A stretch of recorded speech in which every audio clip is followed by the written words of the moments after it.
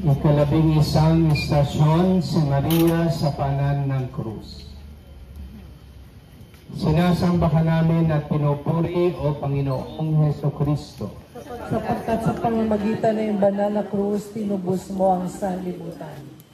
Ang mabuting balita ng Panginoon ayon kay San Juan. Papuri sa iyo, Panginoon. Nakatayo naman sa tabi ng krus ni Jesus ang kanyang ina at ang kapatid na babae ng kanyang ina, si Mariang asawa ni Cleophas at si Maria Magdalena.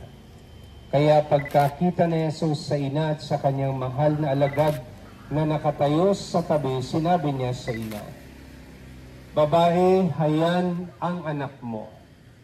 Pagkatapos ay sinabi naman niya sa alagad, "Hayan ang iyong ina." At mula sa oras na iyo'y tinanggap siya ng alagad sa kanila.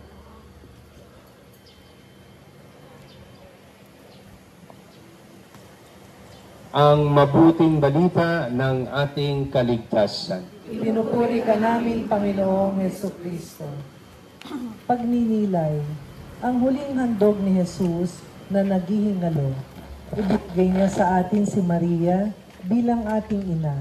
May natatanging pagkalinga sa bawat tao si Maria ang ating ina. Pinili ni Jesus si Maria na maging ina niya. Huwag niyang ang ina. Ang pinagpalang nilikha, walang bahid bangis at burhen. Si Maria ang ating ina. Tinutulungan niya tayo sa buhay na ito. Tinutulungan niya tayo lalo na sa oras ng kamatayan at hinihintay niya tayo sa paraiso.